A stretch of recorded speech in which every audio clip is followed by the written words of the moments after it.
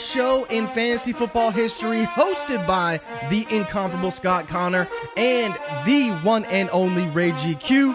I present to you Destination Chill, where football and fantasy collide. G-E-G-P. It is Wednesday, February 28th, 2024.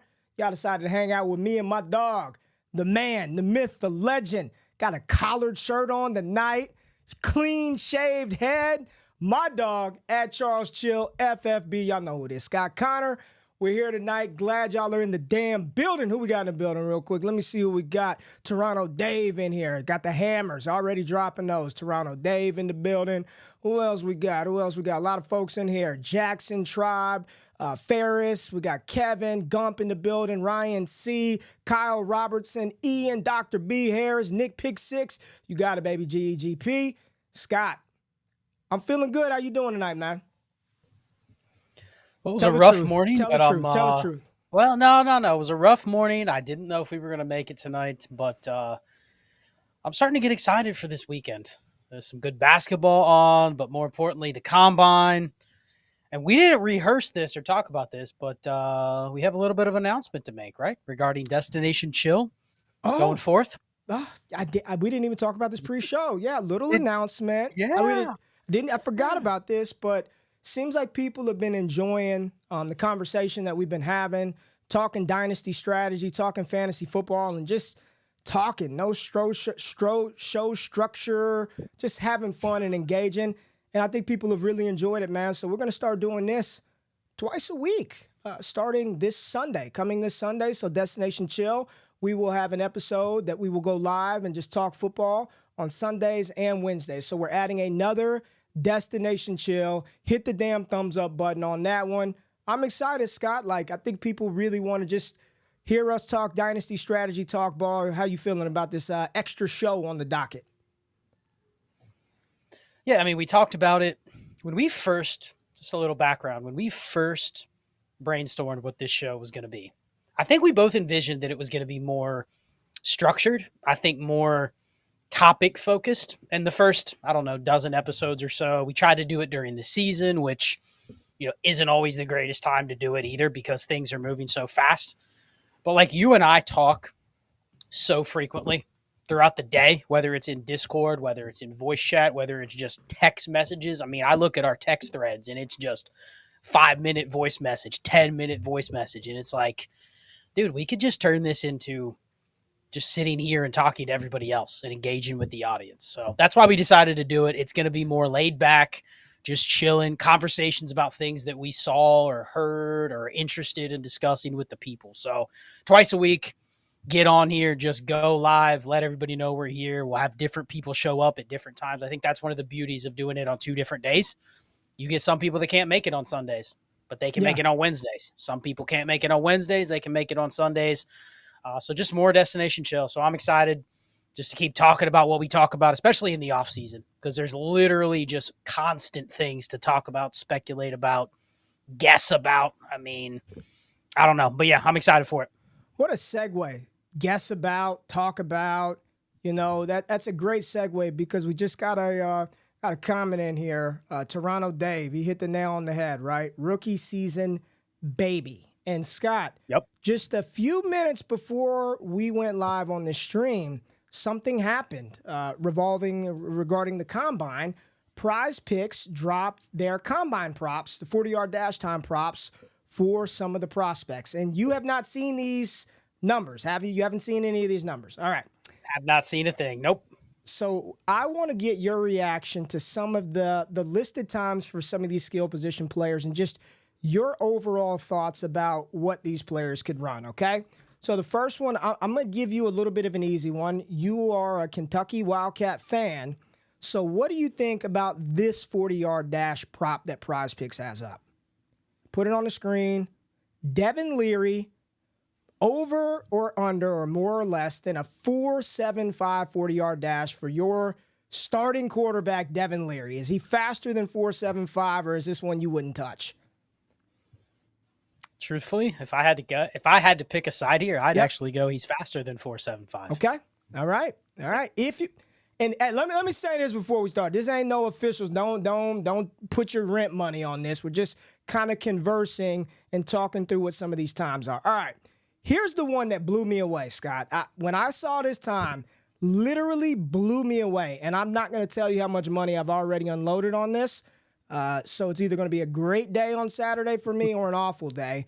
But what say you about this time for Michigan running back Blake Corum?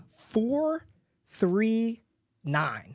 And just for comparison standpoint, that is faster than Ladd McConkey, faster than Brian Thomas Jr., 0.3 of a second behind Rome Odunze, who's at a 4.36. Blake Corum, 4.39.40. Man, this feels like it's Blake Corum going back to when he was like 18. I don't know, man. It's no way. I don't think he's running a 4.4. I'd go sub easy. Sub 4.4. You know how fast 4.39 is?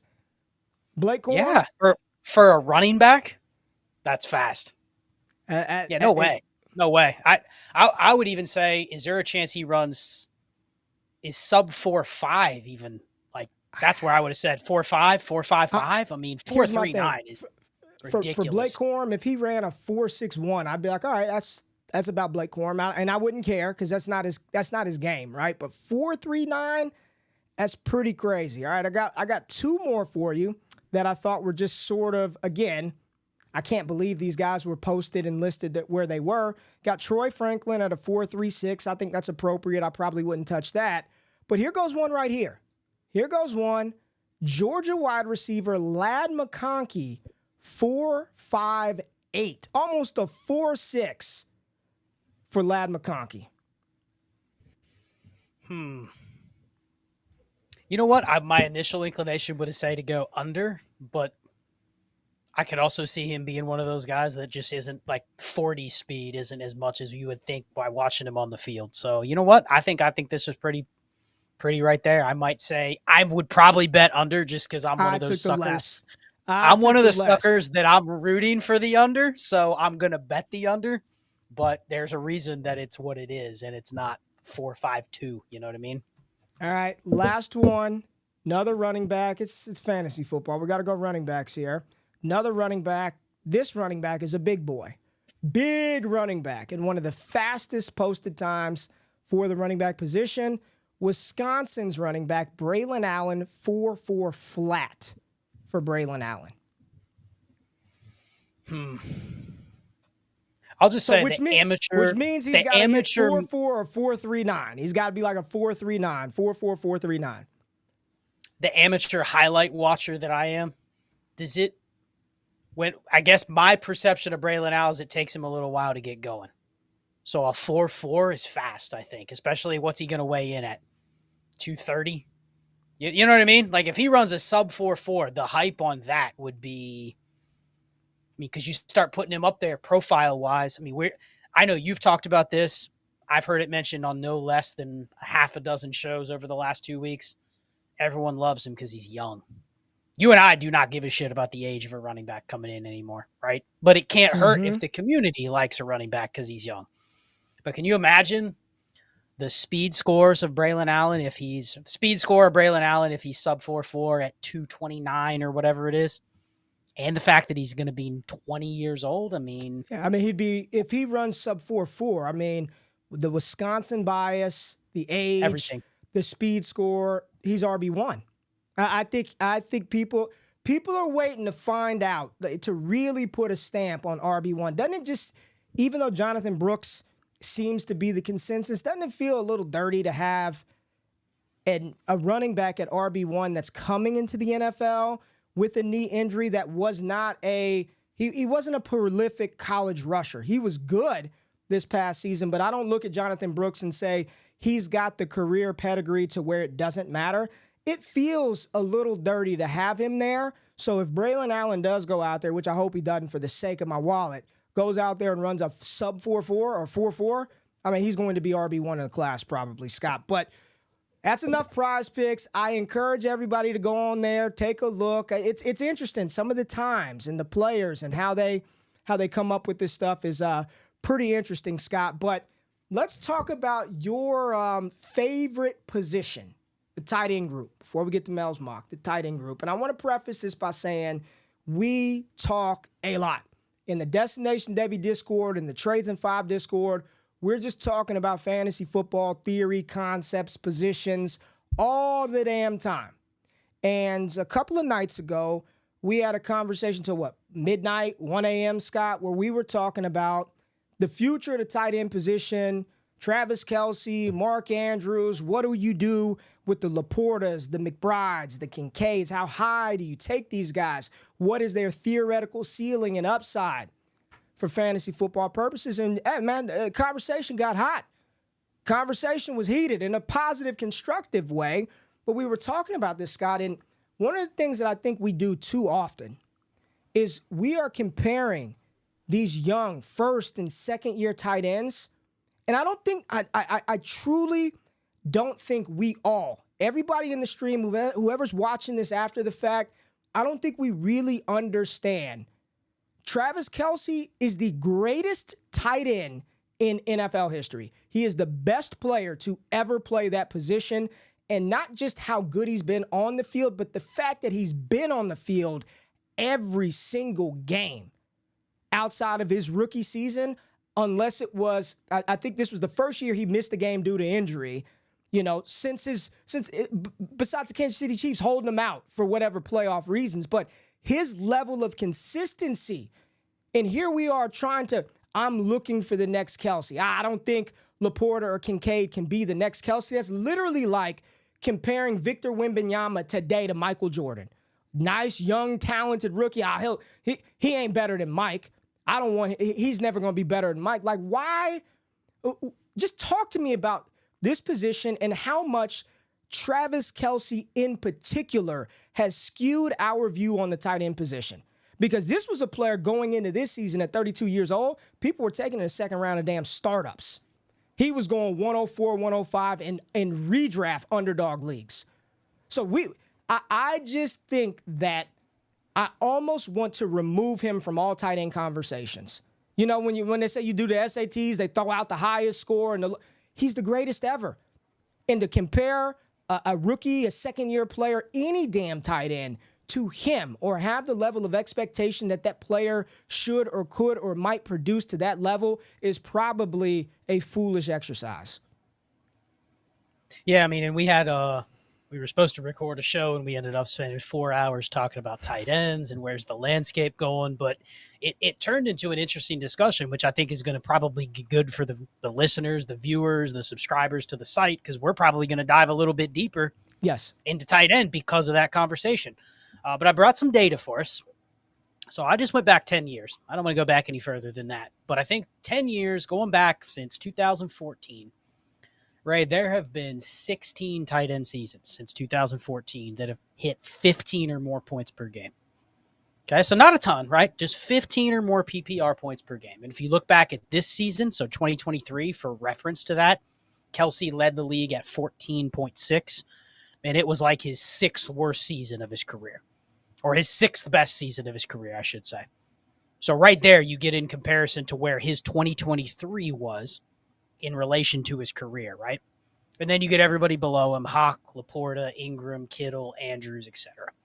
But if we just start there, of those 16 seasons that have been over 15 points per game, Kelce, 6 of them. Okay, Kelce, the only guy ever to hit 18 or more points per game, did it twice. The only guy to hit 20 points per game did that once on top of the two 18-point per game seasons. Now, of those other 16 seasons, 3 of them were Gronk. And this was like the second half of Gronk too, right? So 3 of those were Gronk. Surprisingly, Ray, 3 of them were Kittle. Mm-hmm. I think we're going to look back at Kittle and go, had the situation been a little bit better, he might have been one of the others in this same conversation.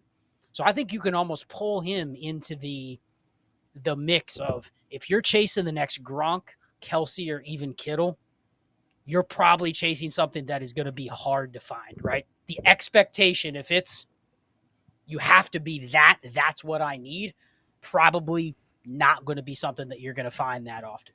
But if you remove all of those, look at some of the other names. I think where we can kind of find some headway here is looking at all of the other seasons and what made up those seasons. And that's what we're going to dive into a little bit more. At least I'm going to dive into that, probably do a Destination Dynasty on tight ends just because I'm now interested in diving a little bit deeper into it.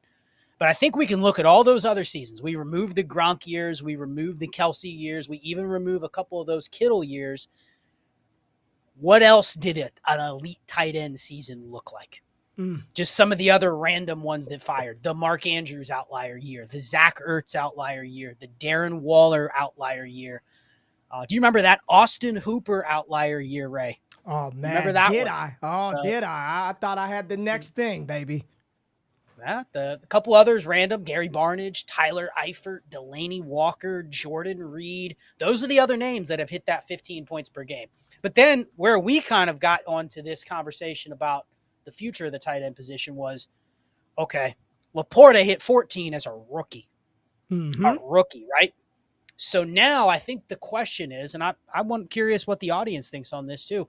The question is, how do you project a guy like Laporta to go forward? And then it gets into the conversations about the ADOT, the quarterback, the offensive scheme, the size and stuff. We kind of have looked at that stuff as, does it matter as much more? Your hypothesis, I'll let you add into that it probably is more about how a guy's being deployed and how he's being used versus whether he's traditional tight end size. But my hypothesis is this. If you looked at last year, I think we can probably say two things could be true going forward. One, I think you're going to see tight ends come into the league quicker and produce quicker. We've already started to see that. But I also think the way the NFL is designed today, that you're going to have more guys being able to produce in this, I don't know, call it 11 to 12, 13 points per game. Look at the ones last year, Ray. What did all these guys have in common? Dalton Schultz, Jake Ferguson, Evan Ingram. All three of those guys, you can argue for a good majority of the year, what were they? One of the top 2 targets on their team? Correct. Right? They were also with decent quarterbacks. None of those were with a quarterback where you go, they're bad. You know what I mean? Correct. You didn't find a Desmond Ridder tight end on there anywhere, or a Zach Wilson tight end. Decent quarterbacks. So I don't think that takes much more than that to hit that you're a top 10, top 8, top 6 tight end. The real key is, if you're searching for Laporta or McBride or Bowers to be, damn, when's he going to give me that? You look at the 3-year WAR average in most leagues, and you see that Kelsey way at the top, right? Is it fair to say that we may not see another graph that looks like that frequently going forward? And I think that's the big debate we have, is how much more can a guy like Laporta do? I don't disagree. He's really good. But to sit there and say, yeah, give him 1-2 more years and he's going to start to hit that 18, 19 points per game, I think we're way out on the limb doing that. So I'm going to disagree with you, Scott, and we'll dive deeper into this. I think my theory is, I think there is truly an outlier predictor sort of thing in my mind, right? Because when you look at Travis Kelce, he didn't come into the NFL smashing. Let me just give you what happened in Travis Kelce's career, because most people don't understand this. Year 1, 87 targets. Year 2, 100 targets. Year 3, 117. Year 4, he got 123 targets. It wasn't until year 5 he eclipsed that 130 target. You need these tight ends to get about 135, 140 targets if you're looking for one of those true game-changing seasons. It took until year 5 for him to get that 150, and when he got 150 targets, he blew up. Over 1,300 yards, 10 touchdowns, and the rest was history. But what happened was, he was consistently good enough to earn and increase his target share, even if it was just incrementally. And when I'm looking at a player like Sam Laporta, the fact that in year 1 he already earned 123 targets, let's just say for the sake of the argument, next year he gets 120, but somehow he gets some longer runs. He's got 950 yards, but the touchdowns come down from 10 to 7. That's back-to-back years of 100-plus targets, 800-something yards. I think you're looking for that level of consistency from that position, and you should. If the elevator and the progression and the trajectory of the player continues to rise, you're probably going to be in line for some monster seasons down the line, byproduct of a quarterback change in Detroit. What happens if Everybody right now, all 165 of you, hit the thumbs up button and knock on wood. What if something happened to Amon-Ra St. Brown in the season and they're forced to go to him? That's how I don't think it's as difficult to find the outlier, especially on situations and teams where that tight end is the second target earner. And that's what Sam Laporta is in the Detroit offense. And he earned that year one. So for me, that level of 800 yard, 900 yard, 850, if they can continue to do that on a consistent basis, I'd venture to say that inside of that career arc, you're going to have some outlier monster seasons, just like Mark Andrews. Because Mark Andrews historically has been about an 800 to 900 yard receiver when on the field. But in that one season where he got 150 targets, he blew up, smashed, and went nuclear. So that's just my theory around the tight end position. I don't think it's as hard to find as people make it seem. And when you've got bets like that, do you want to hold that asset? Do you want to cash out? That's up to the individual manager. But we've talked a lot about tight ends. Anything you want to say before we get into the mock and talk about some of these rookies? No, but I think you're onto something with, I think if we probably dove a little bit deeper and kind of looked at some of the Trinity metrics, but also looked at some of the things you were talking about, because I've noticed the difference if you just filter by, and this is something that I'll talk about on Destination Dynasty. I kind of want to go through and just lay all of this stuff out. But if you start looking at the differences between some of these like difference-making seasons and just hey, Jake Ferguson gave me 12 points per game. That's solid, but it's also very replaceable. But you could also argue with a guy like Schultz or Ferguson, you could put 20 other talents in the league in those situations and they could do the same thing. So it's not so much the player versus the situation in those cases. But I think if you look at those seasons and the historical results, the big difference, the yardage is huge. You notice those nuclear seasons, the seasons that were really, really good, the target volume's there, like the targets per game, it's at least 8 targets a game, right around that range minimum, okay? Which I think we can probably go through and look at target data and probably figure out which tight ends are better than others at drawing targets.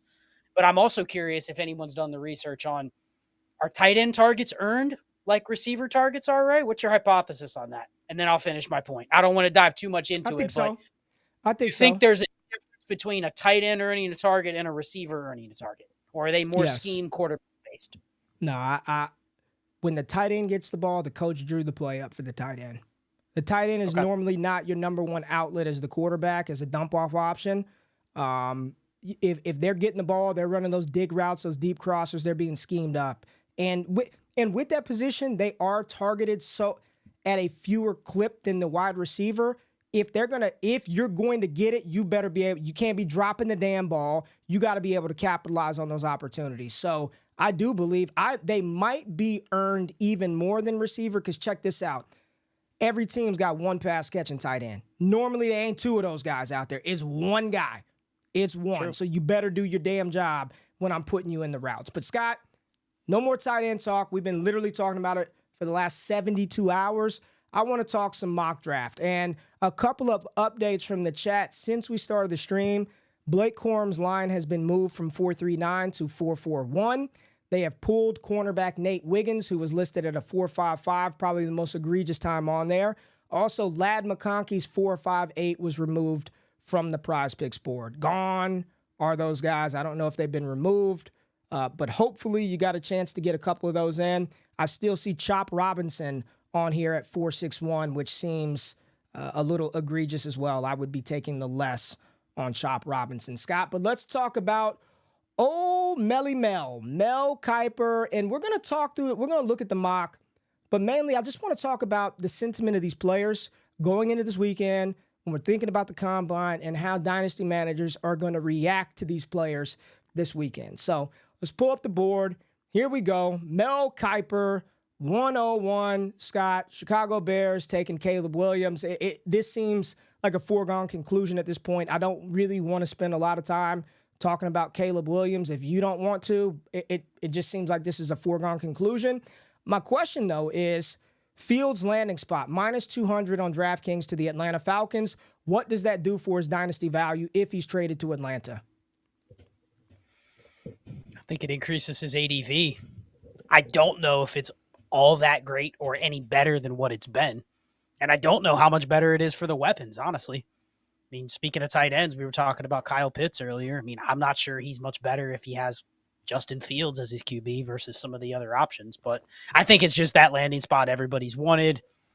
I have a buddy who's out in Atlanta, and he's a huge Falcons person. He's a Georgia alum, pretty connected with the Atlanta scene in terms of the Falcons and the vibe and all that kind of stuff. And he's like, that city is starving for somebody like Justin Fields.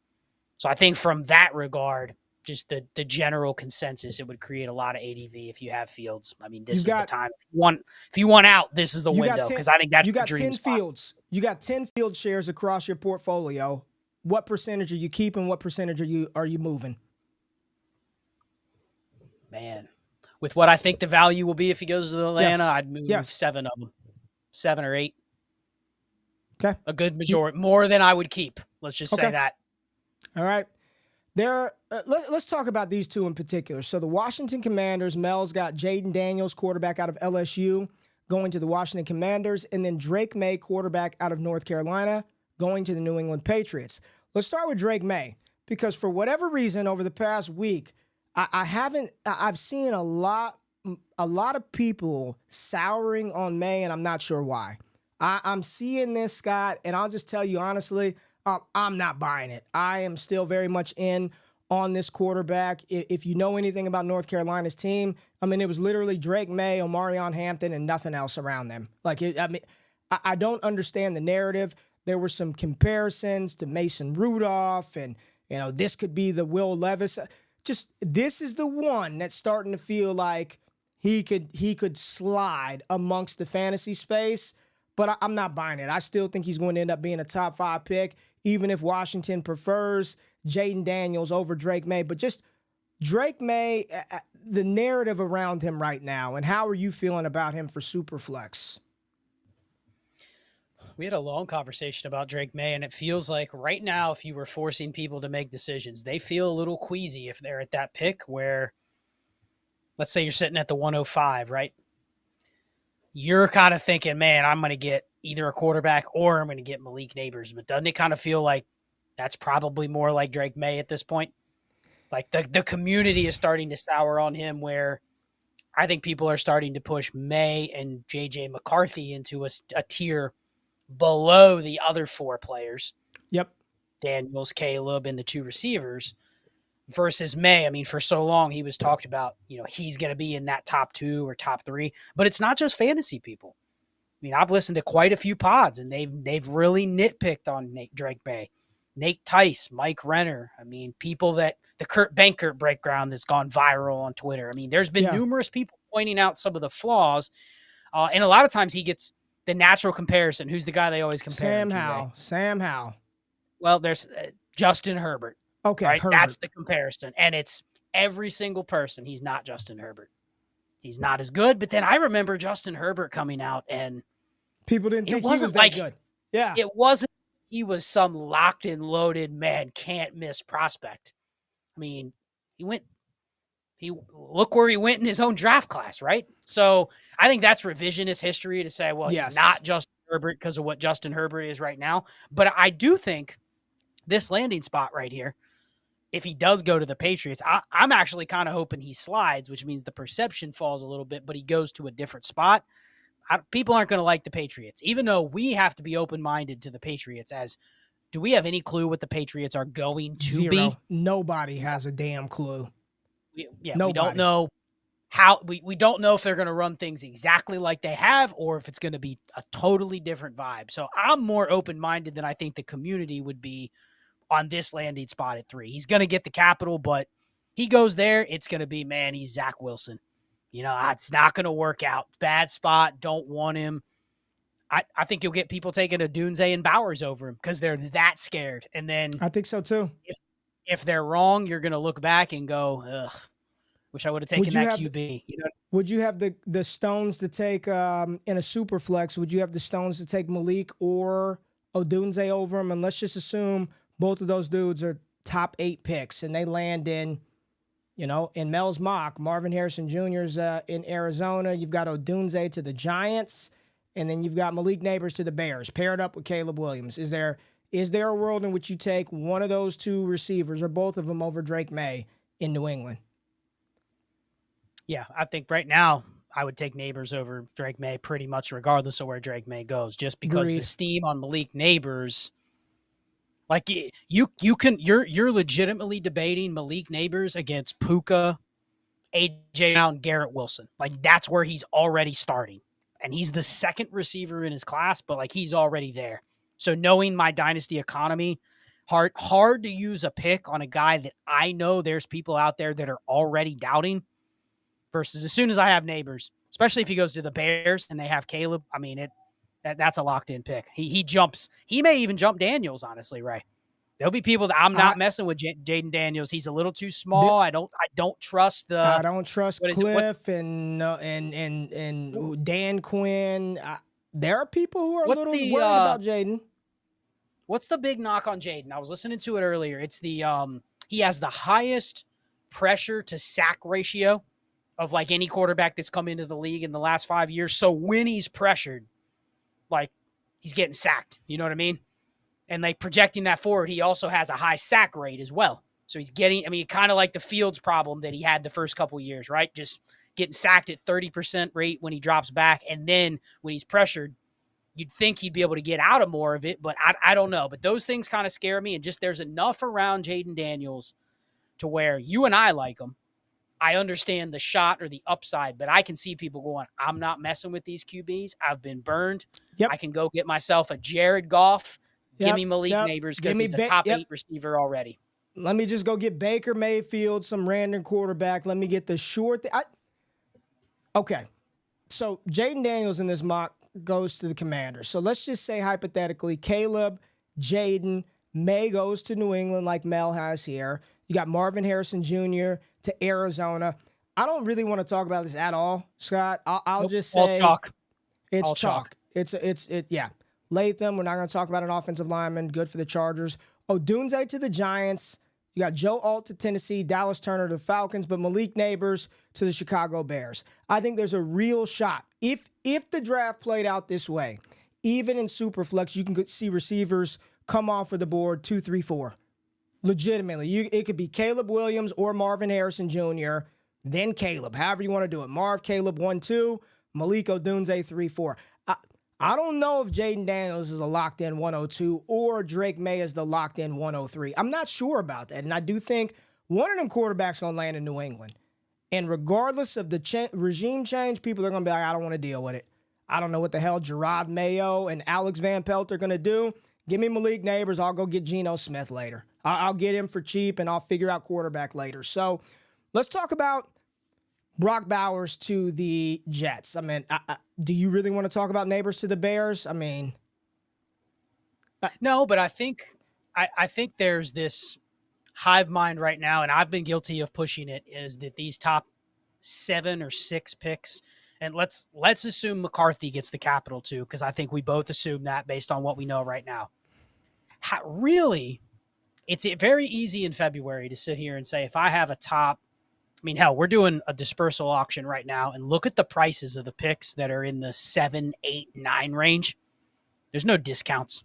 There's excitement for those picks. But I do think if you are a team or you're a manager that has a decent amount of exposure to these picks, I'm starting to get, not that we're overvaluing the picks because we still have 2 months away from those picks actually having to be used. But I do think that you probably can be, as time gets closer to the draft, you can be a little more flexible with what you're going to be able to take for those picks. And I'll just give you an example, Ray. A month ago, I was saying if you have a top 6 pick, there's what? How many players would you accept for one of those picks? 10? Like 20. Talked about this a little bit last week. It's under 20. Yeah. Does that loosen for you as we get a little bit closer? Not that you can't get a lot for these picks on draft night, but it almost feels if you're sitting on that 104 or 105 and you're not willing to move it unless it's just, I need X, and nobody in your league clearly will pay X because you've said you needed X for 3 months. No one sent you the offer. And then let's say this mock draft plays out. The 105 is going to have options, right? Drake Maye, Odunze, Brock Bowers, they're all going to be there.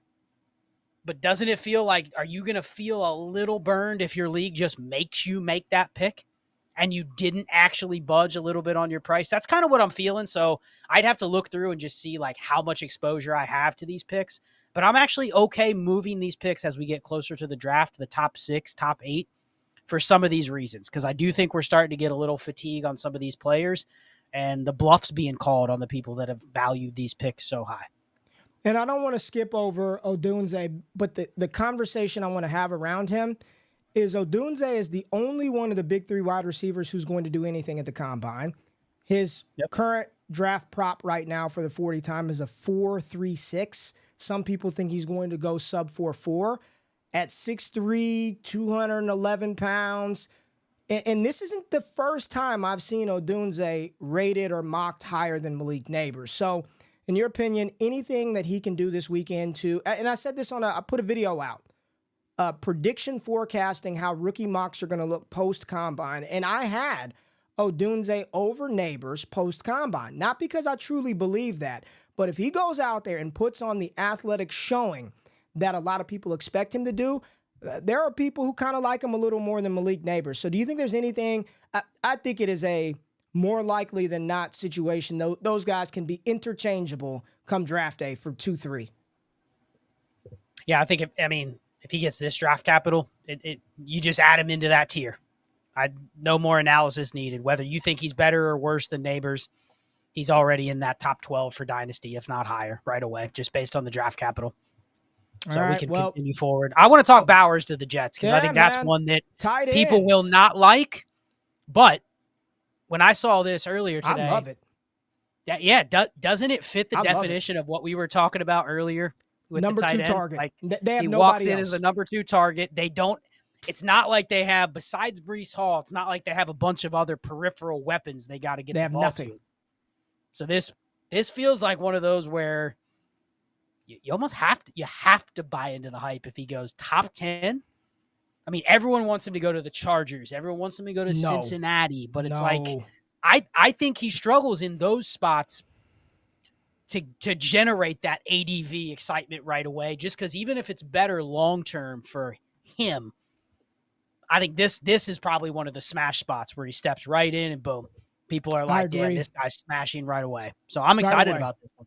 I like the spot, and, they're not drafting him to be a damn blocker. Go catch the freaking ball from Aaron Rodgers. So I like this spot for Brock Bowers.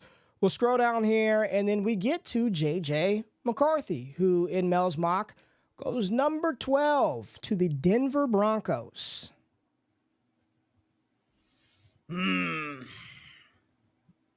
Does this scare you a little bit, one of these guys going to Sean Payton? Everyone's going to like it, but I don't know, man. It feels like it feels like you're drafting him for, and I didn't get to talk about this earlier, but I want to mention this at the end of the show too with Jonathan Brooks too. But doesn't it feel like people will immediately push McCarthy over Drake Maye if these landing spots come true? Just simply the Sean Payton narrative, regardless of what you thought. Can you see that? People just going, give me J.J. McCarthy over Drake Maye, just based on the fact that he went to Denver. You've been very outspoken about he shouldn't be starting right away. But again, if he goes to Atlanta, if he goes to Denver, if he goes to Minnesota, are they really going to start Jarrett Stidham, Desmond Ridder, or Nick Mullins for that long over a rookie J.J. McCarthy? I don't know. Feels like he's starting by week 3 or week 4 here, if not right away. And can you answer whether he's ready to handle that? Can he learn on the fly, or does he truly need to sit? That's my question. I'll say this, and it seems like did you see the chart today about the NFL head coaches, which ones you can approach and which ones you couldn't? Sean Payton near the bottom. He's down there with McDaniels and Belichick and Dennis Allen and all the old school type coaches. I'll just say this. I do think that being tethered to Jim Harbaugh for the last 3 years has probably helped him prepare. Like, just the way that they probably prepare in that Michigan offensive quarterback room probably feels a lot like what he would get in the NFL from a coach like Sean Payton. I think he would be able to handle it. I don't think J.J. McCarthy, from what I see from the outside, doesn't strike me as a mentally weak quarterback. So I think the tough love that Sean Payton would give him, I think he'd be able to handle that. I'm fine with the spot. I'm fine with the spot. And I think even with this capital, they'd probably roll Stidham out there for 2 or 3 weeks, and then it'd be J.J. McCarthy season. So this would be good. But I do think there would be people say, well, yeah, give me J.J. at QB2. Give me J.J. over Jaden Daniels. I don't trust Cliff Kingsbury and the Washington Commanders. I mean, you see a lot of people that have him rated very high, QB1, QB2 in the class. So if you already have that sort of steam behind you, and then you get this type of capital on a team that has some offensive weapons, maybe. So let's move down the board. Have you seen the, real quick on McCarthy, have you seen the pass rate numbers, the first half pass rate numbers comparing McCarthy to the other QBs in the class? Other QBs? Have you seen those referenced? I sure have. Yeah, I mean, he's right there with all the others. And then, is that a narrative that people have, because you've asked tons of times, why didn't they just throw the ball if they had a guy that was this good? But then you dive into a little bit deeper. Maybe there is truth to that. They just didn't need to. But in the times where the game was competitive, the first half, it's right there with the other four. Hell, he led, I'm looking at the NFL draft files data, he led all of those other 3 quarterbacks between McCarthy, Drake, Daniels, and Caleb. He led all of them in first half pass attempts. Yep. But his volume was way lower. Shout out to Brett Whitfield from Fantasy Points. He was the one who initially dove into all of that information that has been circulated across the NFL and fantasy football space. But we got to scroll down. Where are we at? 12. There's not another offensive skill position player coming off of the board until number 26. Tampa Bay Buccaneers select Florida State wide receiver Keon Coleman. Not Xavier Worthy, not Ladd McConkey, not Roman Wilson, not any of those guys, not Adonai Mitchell. Keon Coleman, who consistently, despite the fact that us in Dynasty, we don't want to draft him too high, Treylon Burks, this or that. I mean, he's been a player that's consistently been mocked in round 1 across the board. 6'4", probably going to test really well, going to look really good this weekend. Screw Tampa Bay in the landing spot because I'm just assuming Mike Evans probably goes bag chases. But your thoughts and sentiments on this particular player, knowing that there's already a lot of negative bias on Keon Coleman, is this, let me just say it like this, and I don't mean it from a production standpoint. Because I need people to understand. I don't mean this from a production standpoint that he's going to be this player. But is the sentiment around Keon Coleman going to be, this is Quentin Johnston 2.0? Because what if you drafted Quentin Johnston, you literally had no out. Like the moment you drafted him, you were just like, he's just yours. Unless it was my dog Fusu Vu, wasn't nobody else trading for him. Fusu and my man Damian Parson from Draft Network. That's it. Them the only 2 people that would take that Quentin Johnston off your hands. He goes first round. I'm asking you, Mr. Process. I'm putting you to the test. You taking Keon Coleman 108, 109 in a rookie draft if he gets this type of capital? Short answer is I'll probably have very little exposure, but I'll take a couple just because I could be wrong. But I'm going to be much more cognizant this year of drafting. I took a lot of Quentin Johnston last year, and you know why I did, right? Because I ignored all of that chatter, and I figured Justin Herbert will fix it. Period. I believed in the quarterback to just fix it. But then, like you said, no outs. When the quarterback didn't fix it, you're stuck. I mean, does it feel good to have Quentin Johnston on a dynasty team right now? Or are you sitting there going like, man, because here's the problem. 3 years ago, I would have told you if Quentin Johnston comes out, looks good in camp, they're pumping him up, you might be able to flip him for 80% of what he was going for last year if he comes out and actually looks like he's improved. But I don't even think that's the case now. I think he's already been buried to a level where even if he's better, he's never going to be what you paid, and there's just going to be very few people that are interested. So I don't think Keon Coleman's to that point yet. It does feel if there's a receiver here that fits that mold, it's him, to where there's 4 people in your league that just don't like him. So right there, you've eliminated a third of your market. So do you really want to be drafting that at a higher rate than, I mean, we haven't talked about a couple of these guys, but it feels like the steam for guys right now, everybody but Roman Wilson, Ladd McConkey, like there's going to be a ton of options this year that people like, that people are rooting for, and forget about the landing spot. I think the draft capital is going to be similar for a lot of these guys, but it just feels like there's 3 or 4 or 5 other guys that are going to be in the same range that are just universally accepted as, I'm rooting for that guy. I want that guy to be good. And like, I want to try to draft more of those than I would the guy that I know people don't really like. So I'd have to go against the process here. I'd probably take a couple second-round receivers over him, honestly, even if he's the last receiver in the first. So, and that's my thinking, because we're here at 26. And let's just say he comes off the board at 26, but Roman Wilson is the first pick in the second round. Ladd McConkey comes off at 39. What did the team want? What did the team want? They're not all the same. You know, they're all different flavors. So the draft capital is similar to me. And it does.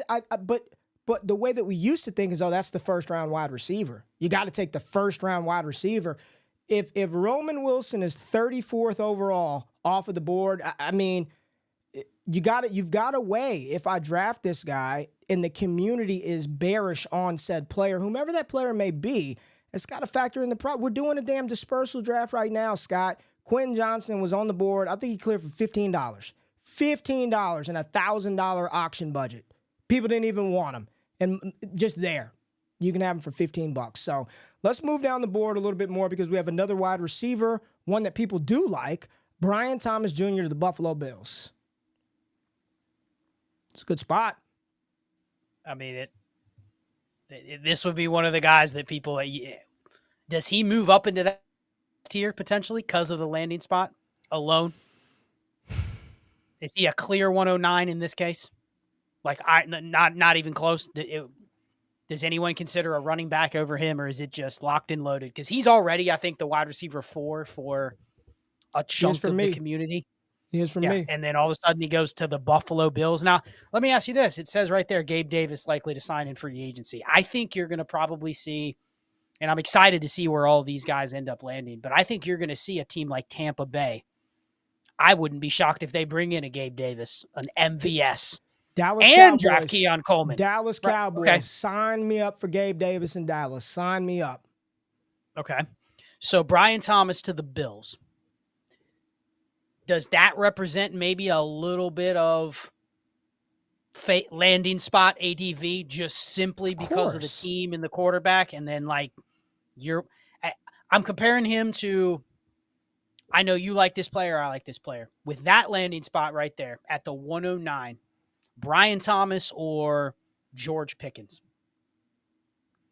Now you know both their situations. One is, I don't know what the hell Pittsburgh's doing. The other one is Josh Allen's big physical deep threat with Diggs where he is. You know what I mean? Like, what? Yeah, is it Thomas? Is it Thomas? Probably, unless you've got a nut that just loves Pickens. I think people are going to look at that Pittsburgh situation. It's Arthur Smith. He couldn't get Drake London the ball. You think he's going to get the ball to George Pickens with Kenny Pickett or Mason Rudolph, who they're pumping up? Probably Brian Thomas Jr. And Arthur Smith, one of the young guys that was on that very bottom of that list, if you noticed. Yes, he was. Yes. He was down there with all the old heads. With the stubborn-ass coaches, yes. All right, we got another, probably the biggest ADV spot that you'll see. And what happens, and it's in every mock, and I'm so tired of it. I'm so tired of this player to this team. Y'all know who it is. Xavier Worthy out of Texas, the Kansas City Chiefs. It's very Brian Thomas-esque, but I'm torn on Xavier Worthy. I'm higher on Worthy than I think most. Whenever I've been there, I'm taking him at wide receiver 5. I think he's got a trait. He's got the speed that there's really nobody else in the draft in this range that has it. But then there's all these other knocks. But this will be one where I'd be kind of pissed because I'm probably not getting a lot of them, because you're going to have to probably move up to get them If you're not at that 109, 110, this is just going to be like Brian Thomas. The ADV is going to be out the roof, but I'm going to be probably more interested in the guys that didn't make the screen. Some of the second round receivers that go in different spots. Really quickly, and let's do this. We got a couple of minutes left on the show, so let's talk about some of the guys that did not make Mel Kiper's first round. And the first player that I do want to talk about, Scott, is this guy. Just talk about your expectations for Ladd McConkey and one of the comps that was tossed out there for McConkey today. I saw it with Mina Kimes and Mike Renner. What was the comparison for old Ladd? It was, and it's a good interview. Check it out. It was Mike Renner just flat out said this guy is the only guy who reminds him of is Antonio Brown, which that perks your ears up because that's not your typical comp, right? Ooh, He is a most people's perception of Ladd McConkey is he is a white slot receiver. Hell, when you interviewed him, he compared himself to Cooper Kupp. But Renner basically said Antonio Brown, and he also said the big thing was he's an outside receiver. Can play everywhere and can stop better than any receiver in the class. So that perks my ears up to where, let's say he goes mid-second round to an intriguing spot. I don't know. Pick one. Pick one that needs a receiver.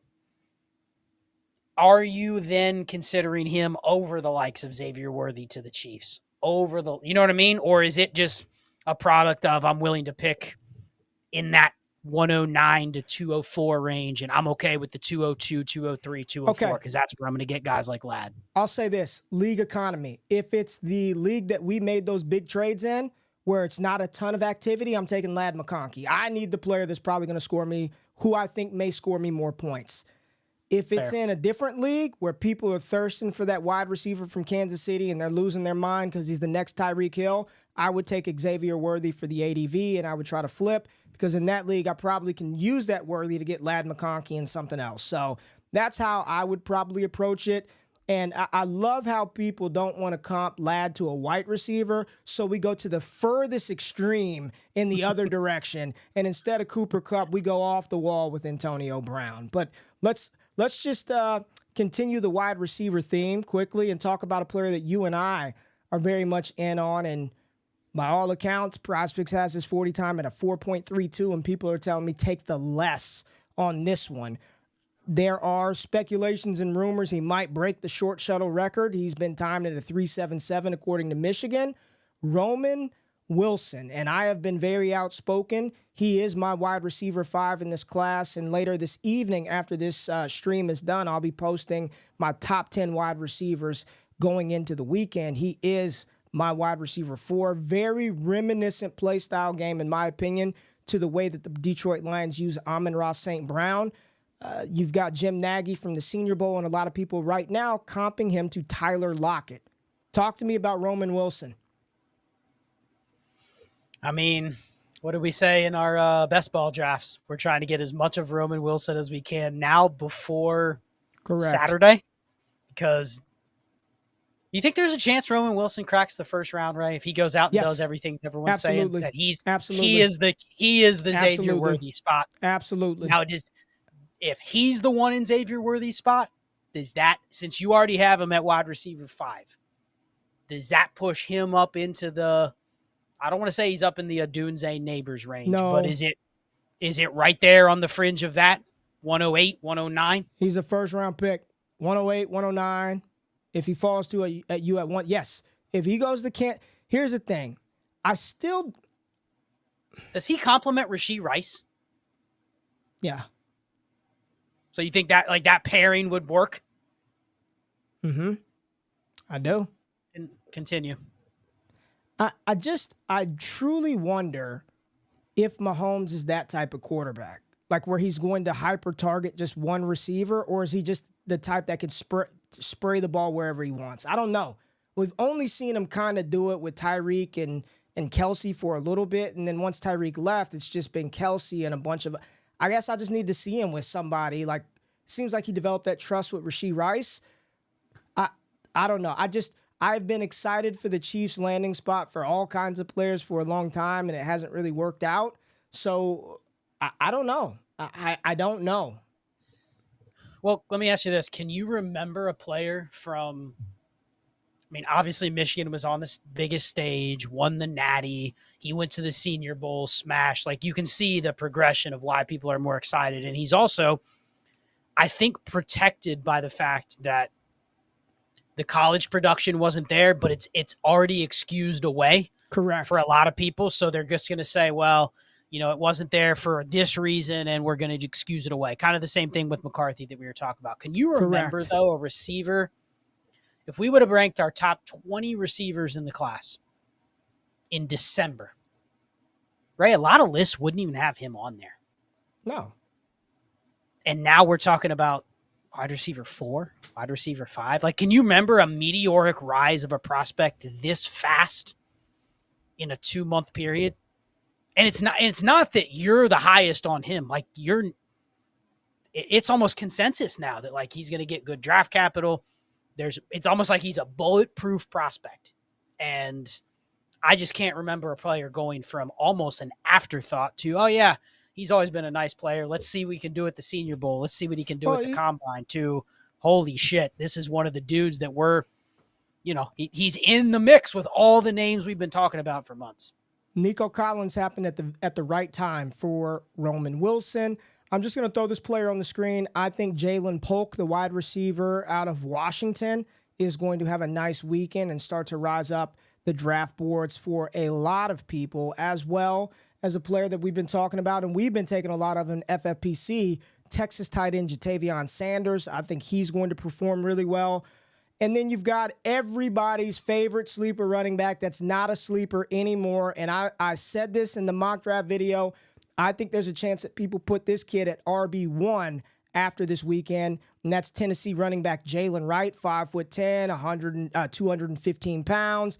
His 40-yard dash projection on PrizePicks is a 4.31. If he goes out there and runs 4.3 at 5'10", 210-plus pounds, I think a lot of people will be ready to crown him RB1. But we're going to end the show talking about somebody that you mentioned a little while ago, and he is sort of the consensus RB1 for a lot of folks, and that is Jonathan Brooks, the redshirt sophomore out of Texas. So you said you had something that you wanted to say about Jonathan Brooks. He is currently my RB1. I don't believe he's going to test. I don't know why there are 40 times up for Jonathan Brooks towards ACL in December. Talk to me about Jonathan Brooks before we wrap up. Well, part of it is this running back class is very hard to diagnose at this point. It's all over the map. You would agree with that? I don't think any of them are going to get elite capital, which means any of the old models of, well, this guy was a day 2 pick, or, I think we can throw all of that out.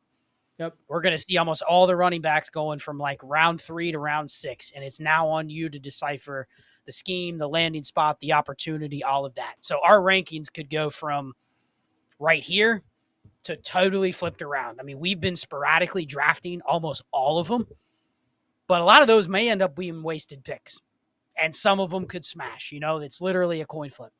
But one of my things about Brooks that I've been kind of thinking about a little bit more, let's assume, now I heard something yesterday about how he's supposedly like going to be cleared for like summer workouts. Like it's not going to be one of these, he's going to redshirt this year. Like there's a chance we see him like in the preseason. Okay. But let's say that doesn't happen. I think that's a little ambitious, right? That's aggressive. Yeah. To say a guy that, tore his ACL, when did he tear it? Was it end of November or December? I think it was November. Before the Pac. It was before the Big 12 championship. Yes, long before that. He missed like 4 or 5 4 games at the end. Yeah. Okay. So let's assume we do not get this full clearance declaration. Do you think there's actually going to be, because one theme we've noticed with these running backs, when they do not have a role right away, they become afterthoughts very quickly because there's another running back ready to replace him. Do you think there's a little built-in like job security with Jonathan Brooks from an ADV standpoint, simply because like what he does in year 1 is going to have an excuse already built in, versus if Blake Corum only has 400 yards as a rookie, see ya, wasn't good enough. Jonathan Brooks, man, he just doesn't look right, but year 2, I'm going to be excited. So I'm starting to think about maybe he is the one. I don't want to draft him. I think where other people may, but I'm going to be more interested than I typically would be on a running back coming off a torn ACL. Because normally I'd be like, torn ACL running back, any running back on a 53, why would I pay a mid-second for this dude? But I actually think the community may forgive him for a Kendre Miller rookie year, more so than they forgave Kendre Miller, because they're like, Kendre just couldn't stay healthy during the season. Jonathan Brooks might be healthy but doesn't produce. But he had that ACL. Just wait till next year. So I think he brings more ADV than other running backs. So that's the point I wanted to make. It's actually a really good point, Scott. We got a couple. We got one super chat here from Matt Glore. Shout out to Matt. Appreciate you, man. He said, appreciate the content, channel. Gentlemen, love the content. Thank you. 1 QB, 12-team PPR. I trade Deshaun Watson, Roschon Johnson, and a 2026 second-round pick for Justin Fields and Treylon Burks or Josh Palmer. Are you trading Deshaun Watson and Roschon Johnson in a 26 second for Fields and Burks? Yeah, isn't it 1 QB? You're just looking for crooked numbers, right? And that's not Deshaun Watson. That's probably much more likely Justin Fields. So smash that deal. There it is. Appreciate everybody being in the stream tonight, checking out us on Destination Chill. If you were not here at the beginning of the episode, Scott and I announced that we will be doing this show twice a week, so make sure you tap in with us. Sunday, it'll be a little earlier than this time. We're probably going to go live 7 p.m. Eastern time. Don't hold me to it, but I promise you we will have that up and loaded early Sunday morning.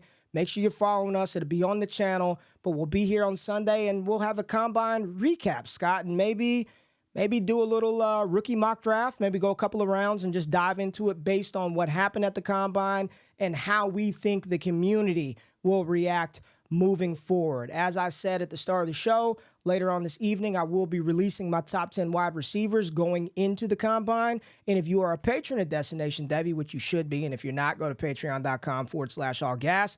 I'll be in the group here in a little bit to have a little AMA, talk about some of these combine props. Appreciate everybody being in the building. Thank y'all for being here. And if you can, for us, for the community, for the channel, hit that thumbs up button, like the content, comment below. Hey, enjoy yourself this weekend and make sure you tap in. I'm streaming the Saturday draft, Saturday combine live all Saturday for the running backs, the wide receivers, and the quarterbacks. Destination Devy has you covered. So make sure you pop in, tap in with us. Scott, anything you want to say to people before we get out of here, my friend? Nope. Just do everything Ray said and jump into the Discord if you're not already in there. The AMAs, the bonus content that comes out on there. You just get a fraction of it here. So there's a ton more over there. So appreciate it. Good show tonight. All right. That's it. Thank you. Have a good night.